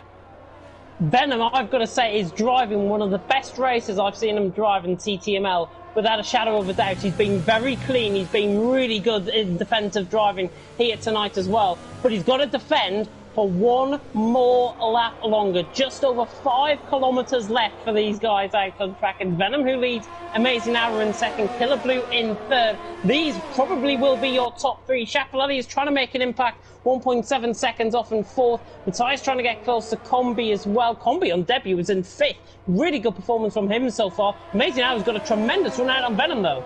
Yeah, he has. Making our way now towards turn 3, but Venom managing to hold on at this moment in time. Killer Blue, meanwhile, does not have any penalties whatsoever. He's going to grab the popcorn and enjoy this one. This battle between the top 2 could eventually decide second place. We just don't know, really, until we get towards that checkered flag. Heading now on towards this Mistral straight. Killer Blue just knows he's got no incentive to try and move here. Here comes Amazing Hour. That's Venom trying to defend hard in towards turn 8. Amazing Hour around the outside. He's got the move done into towards turn 8 there. Fantastic move from the Alfa Romeo. And Venom will try and come back at him in towards turn 10. In the slipstream we go. Once again, Amazing Hour into the middle of the track. Venom trying to pick up that slipstream. He'll take the racing line through here. That might open up turn 11. Amazing Hour has to defend the inside line. Venom around the outside. Amazing Hour just about holds on though to this lead of the race. But what about Killer Blue? He's just kept himself to himself at the moment, and the Racing Point driver could find himself well and truly up the order. Amazing Hour, though, take nothing away from his debut. What a move that could be for a really high position in this race as he now makes his way in towards turn 15 for the final time here at the Paul Ricard circuit. Amazing Hour, what an amazing debut. He'll finish on track in the lead of this race to take the checkered flag, but it's going to be Killer Blue who takes his first ever win in TT Masters League. And what a sensational drive with the safety car for Killer Blue, who wins the French Grand Prix. What a moment for the Racing Point driver, and what a French Grand Prix. Driver of the day, Matthias there in the Mercedes, starting from 16th place, didn't take part in qualifying, drove a strong race all the way throughout. Well, have you caught your breath yet? I'm sure Killer Blue won't have just yet. Give him some time and he'll take that first ever victory in TT Masters League. The first victory is always the sweetest, and the strategy prevailed today. Really good win for Killer Blue out on track. Great credit though to Amazing Hour in second. Venom, you have to feel so sorry for him. It came down to something like 18 thousandths of a second. Combi beats him for P3 on penalties. Yeah, what a debut we've seen here from so many of our drivers. But for Killer Blue, 11th place on the grid, pitted under the safety car to turn his hards into mediums, goes on to take his first ever TT Masters League win. Amazing Hour in second place. Combi on debut. 2 debutants on the podium for the first ever time in TT Masters League history. Venom in third place. Schiaparelli in fourth. Schiaparelli in fifth with Venom in fourth. Cohen in sixth. Matthias in seventh. Perpetum 8th. Amadi in 9th, Legend in 10th, Coutinho in 11th place. Twitch Lemon, although he got the fastest lap of the race, won't count to any of his points as he wasn't under his own power when he finished the race. Carsbury, Neo, Vaki and Yaram all not finishing this French Grand Prix. But James, let's just take a moment to grab our breaths here. What a race. Unbelievable stuff in France. And if you thought France would not produce great action like that, well, you've just thought again with that result out on track. Fantastic result for Killer Blue. Fantastic result for Amazing Hour, and Combi on his debut as well, finishing in P3 on penalties. May stress, though, official, unofficial results. So remember, penalties can be added on. Perpetum, we expected him to gain the full amount of points. That little bit of contact really cost him, I think, out on track. And what I'll do now is I will try and sneak in some interviews with our top 3. Yes, that would be amazing, wouldn't it? It would be Amazing Hour. Ha. All right. Terrible. No, it's even worse than my combi board. I won that one. No, I admit that was terrible. That was terrible. But I mean, for Killer Blue, let's just talk about Killer Blue, because he was on the hard tyres. He started 11th, so just outside of that top 10. Got to start on any tyre he liked. He started on the hard tyres. Got himself all the way into the latter stages of that race. We had then Yaram spin out, what we can only assume, spin out at the exit of turn 9, crash out of this race to bring out the safety car. And he pits in, puts on a set of medium tyres, and more importantly, James, doesn't pick up a single penalty, and that has helped him clinch his first ever race win in TT Masters League. And I have to say, I think he's earned it. He has earned it, and to be honest, he drove such an astute race out on track. We normally see him don't pick up any penalties, and today was exactly the case. And this is why, if you're in the right place at the right time, you would get the race win. And Killer Blue deserves every amount of confidence. But well done to Amazing Hour and to Combi as well, not taking anything away from them. Big shout out as well to Cohen on his debut as well. Did a fantastic job in the Renault to finish eventually in 6th position out on track. Really recovered well because of the penalties. And I'm just trying to get the last 2 guys in. Well, hopefully we can have a word with them. I know Killer Blue will be absolutely over the moon with that one. And why wouldn't you be? Just a fantastic result. But we can't go through this French Grand Prix and not talk about Perpetuum. Was it a move that was just a little bit too far-fetched, or could you see that move maybe happening if he just braked a little bit earlier? I think, honestly, if he tried to go for the move that little bit earlier, he could have tried to get the run out of turn 9 and try and get the move done. Such a shame that he made contact, really, to be honest, out on track. But it's one of those things. Racing does not come in fivefold or anything like that. Everybody does have a bad day, and I'm sure Perpetuum will come up. But, most importantly for him, he stays in 2nd in the championship, closes in on medium pilot, which is crucial.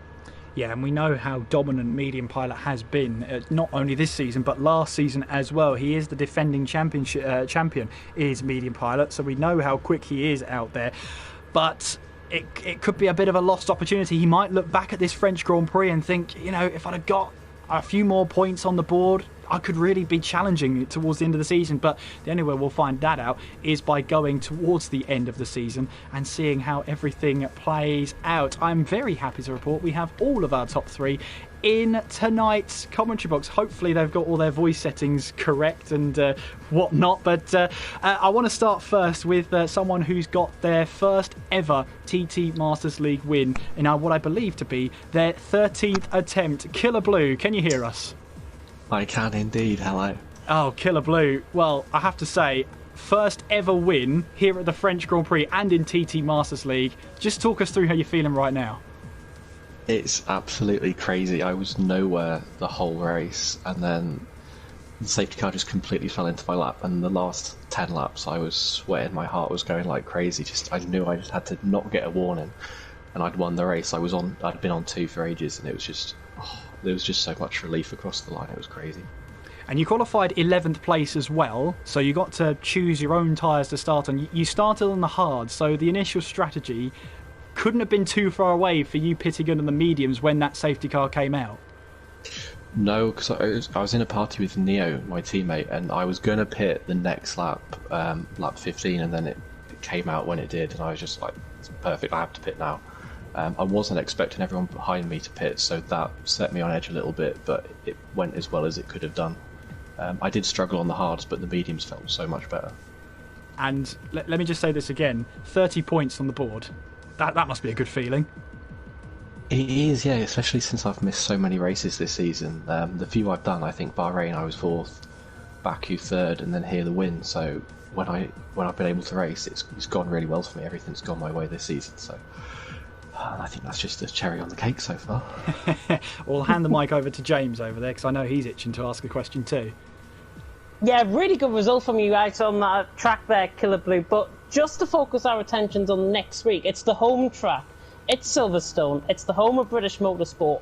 How do you take a race win like tonight from France and then deliver another performance in Britain? What's your mindset going into next week? My mindset is always, well, a bit of a cliche, but one race at a time, and don't try and put too much pressure on myself. So next week I'll be back to the same expectations I always have, which is top 8 quali, top 6 race. It's always what I aim for here. So I'm going to enjoy this win, but I don't think I'll let it get to my head too much and hope too much for myself next week. I'll just go in and do the best I can and hopefully get, like I say, a top 6 finish is what I aim for each week. It's a good cliche to have, and it's good goals to have, definitely.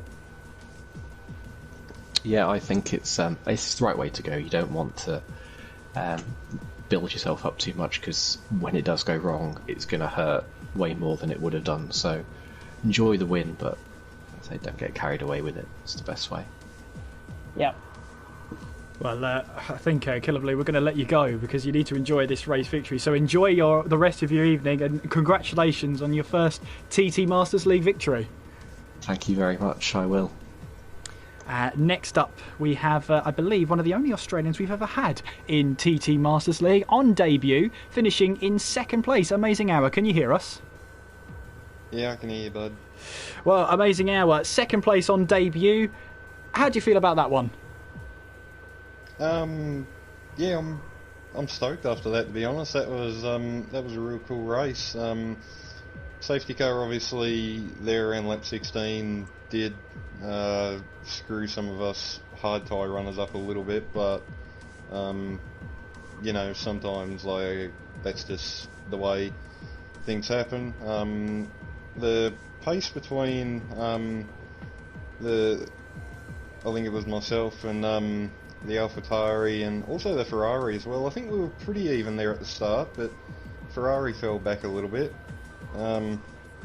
And then yeah, it was just a two-horse race there for a little while till the safety car came out. Everybody pitted, bunched all of us back up, and then yeah, it's just awesome fun there for the last 10 laps, just pushing as hard as we all could. Unfortunately, I got that 3-second penalty there at the chicane in the back straight, which mucked us up a little bit, but yeah, you know, can't take anything away from Killer Blue. I mean, he drove faultlessly, obviously, without picking up a penalty, and he's won the race because of that, so massive congrats to him, obviously, first win. And yeah, like I said, for me, P2, I'm bloody stoked. First race here, and just really enjoyed it. It was awesome.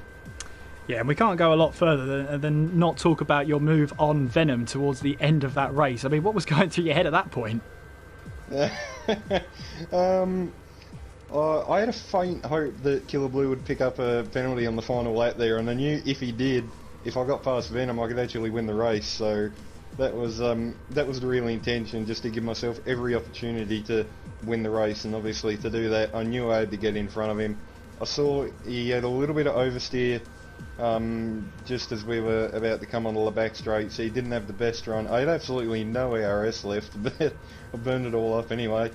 And yeah, was just able to get around the outside of him and then fend him off the next few corners. He had me worried in that long right-hander. I saw him try and go for the old over and under, and that really had me worried. But yeah, just able to fend him off there, and yeah, that was just a cracker of a final lap. Awesome move. Obviously, thankful that he gave me enough room, and yeah, that's just awesome. Not much else I can say. So looking forward to Britain next time out. Yeah, and just one more question from me before I hand over to James. Obviously, it's always interesting for drivers who join mid-season to sort of gauge where their targets are. Did you set yourself a target before you came into this season? Yeah, I was aiming to be in the top 5, to be honest. I'd watched round 4 back a couple of days ago, and round 3 as well, and I got an idea of like who was where and what type of pace everybody had. So when I was sitting here about half an hour before the race, I was thinking to myself, I think I can get a top 5, and if I can do that, I can walk away from this yeah, being a happy man. So well and truly got that done. So yeah, just like I said, really happy with the result. Pace was awesome, great fun, and yeah, can't say much more really. Yeah, happy man indeed. I'll hand over the mic to James now, because he's going to have a couple of questions for you now. Yeah, first of all, I've just got to give a massive thank you for you to turn up in the first place. I mean, it's 8 AM over there in Australia now, and to have that commitment, it's like 9 o'clock over here in the UK, is just phenomenal. Well done to you. And it's the same question, really, that I asked Killer Blue. How do you take your mindset? Obviously picking up a P2 finish, obviously with you being a new driver as well. How do you take that mindset from France to Britain next week? I suppose the whole thing is you can't get too ahead of yourself. You need to realise, because I've been guilty of making this mistake before about looking ahead and not what's like directly in front of me, and that has actually cost me quite dearly before. So yeah, I've learnt to not look maybe 5 rounds ahead at maybe a championship or a record of some description, or anything like this. Nowadays it's really just a mindset of, okay, what's next up? So in this case now we'll go to Britain. So France will really be put, I don't know, on the back burner. Like, the race is done, so we move on. Obviously we take the positives from that race: great pace, P2 finish, so that's obviously something to build on. But yeah, at the same time, even if it was a bad race, you can't dwell on it. You've just got to look forward and keep on pushing as much as you can. So yeah, basically my mindset for now is, France was a great race, but now it's done. Now eyes are on Silverstone, and another good performance there. Well, thank you very much. Amazing hour for a debut podium. That's not going to sound too bad there. There's a thing about debuts in TTML, I've noticed. But congratulations. Enjoy your second place, and we look forward to seeing you at Silverstone next week. Cheers, guys. And last but not least, another debutant, this time the German in the McLaren, made his feelings perfectly clear in the chat there. Luckily he censored himself. Hopefully he's got he's not going to swear on stream, fingers crossed. But it is Combi. Combi, can you hear us? I can hear you, yeah. Combi, 3rd place on debut. That was a heck of a race. Talk us through it. It was, definitely. Qualifying was horrible, to be honest. I went out when the rain started, so couldn't set a fast lap time, and I finished P7 or 8, and I didn't think that I could get anywhere near the podium, because France is just slipstreaming around and DRS training, so yeah, I was just hoping to maybe get a few places. Yeah, it was all about just making a move stick when it matters, and I think I did that, and that's why I finished on the podium. I mean, I didn't see the first 2 guys in for the whole race and still came home 3rd. That's yeah, very good for me. Two moments when I almost got collected by Barry, and another one I just did a Carlos Sainz there and on Albon. Just, I don't know, that was unbelievably close. Yeah, I'm just yeah, happy to be on the podium. Really great race. I've missed that, really, I've missed that so much, to race competitive guys, wheel to wheel. I haven't done this so far this year. I'm glad to be, yeah, still part of this league and still be able to race these guys. Yeah, and you returned with some style as well, in all honesty. Obviously, you were at one point 5th place, but with those penalties on track, promoted yourself up to 3rd. Was there any point you were close to that 3-second time penalty? Actually, I didn't get a warning for the whole race. I did. I got 2, but I got pushed off the track, and somehow I got 2 warnings for that. I don't know why. So I was pretty close to a 3rd one, but actually not. If you know what I mean, I don't know. But yeah, from then on it was just, yeah, pushing and get a penalty and get it removed, or yeah, just watch out for the track limits. Yeah, was pretty close a few times, but managed to bring it home. Yeah, and of course the safety car came out, and just talk us through how that changed your race. Yeah, a lot. The soft tires were just crap after 5 or 6 laps, so I had to go on the hard tires.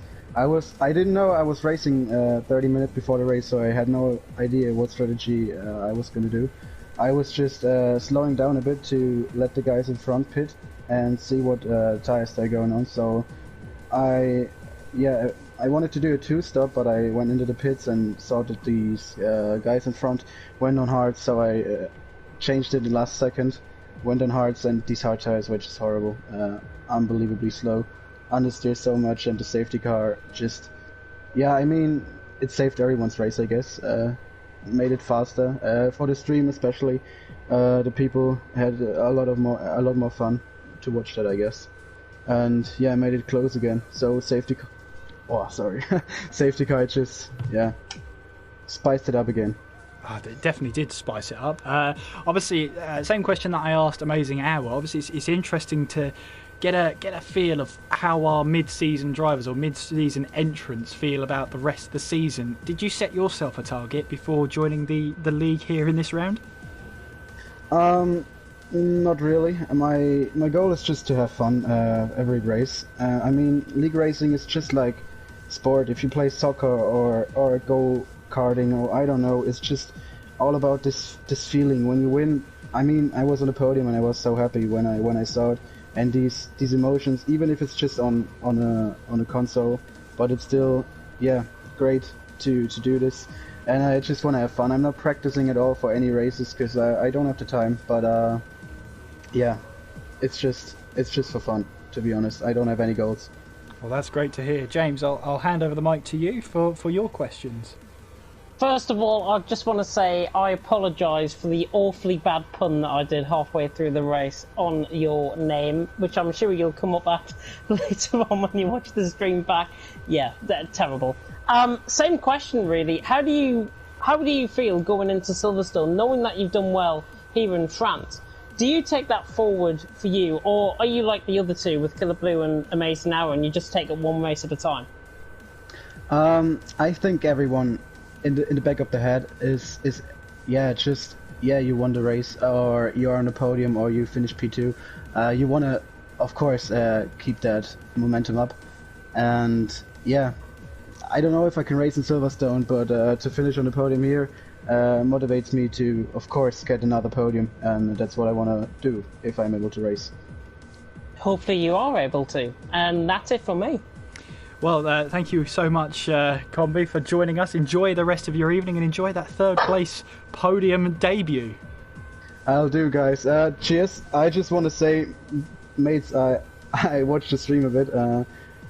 Dude, Formula 1 really needs to get a job for you two guys. It's unbelievable. I've never seen a stream and two commentators doing that. It's so good. Unbelievably.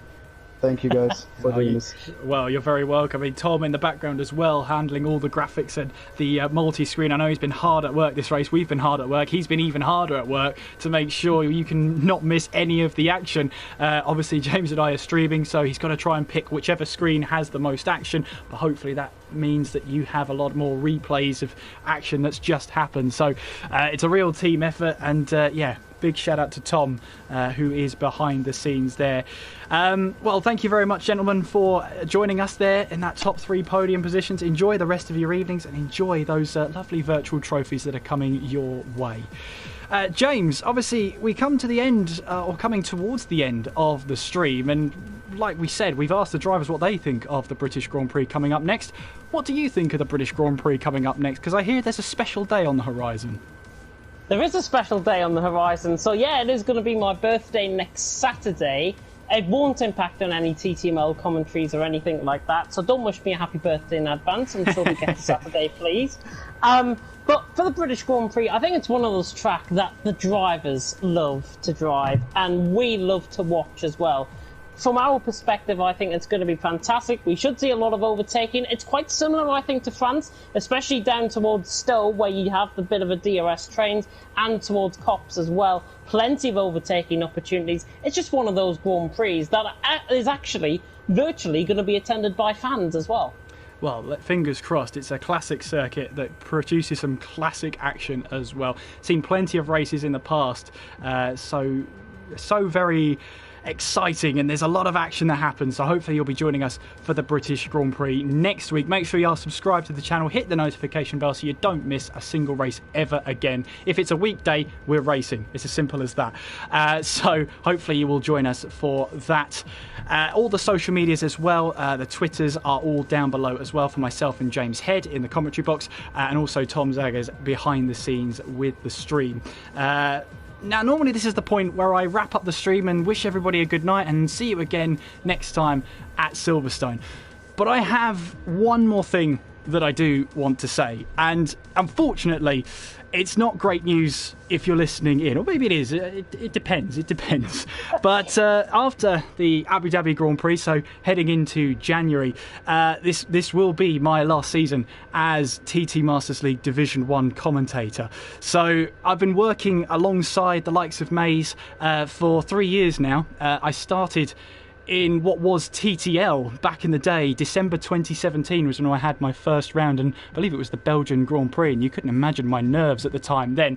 I still get nerves every time I start a stream, so it's the way it is for me. But I've been given the opportunity to commentate over hundreds of races, be it on a Thursday, be it a Tuesday, whether it's Esports Masters League or iterations before that. So I want to say a huge thank you to everyone behind the scenes, because none of this is possible without them, and the amount of preparation that goes into just hosting a race every single week with all the Discord, 5 divisions as well, is just a titanic effort from everyone on board. So thank you so much for everyone for your support over the last 3 years. I feel it's the right time for me to sort of step aside and let somebody else take the reins, which I assume James is going to take the reins. I mean, he is a lead commentator starting next season, so I assume he's the one taking the reins. But yeah, a big thank you to Maze for that continued lead support over the last 3 years. For Dan Morris as well for convincing everybody else that I need to be the lead commentator. I don't know how you got convinced, man. I guess a couple of pints were on your way. But also to James alongside me, to Andy, who was a long-time commentary partner with me in TTL, and of course to Tom behind the scenes. I mean, without those three entirely, League Racing TV wouldn't be where it is today. There's plenty of talent behind the scenes as well, as we've grown over the last 3 years. Unfortunately, I'm not going to be part of that effort next season to try and get 1,000 subscribers, but maybe we could get as close as we possibly can. But that's the soppy bit done, so we can focus now on the British Grand Prix next time out. So if you are enjoying this one and you do want to tune into Silverstone next week, make sure you are subscribed to the channel and hit that notification bell so you're notified every time League Racing TV goes live. Please take care of yourselves out there in this crazy, crazy world we live in right now, and hopefully you're on the great side and taking care of yourself. But as always, I hope to see you again next time. We hope to see you again next time at Silverstone for the British Grand Prix. Until then, I've been Kieran McGinley. I've been James Head. Take care of yourselves, and we will see you next time.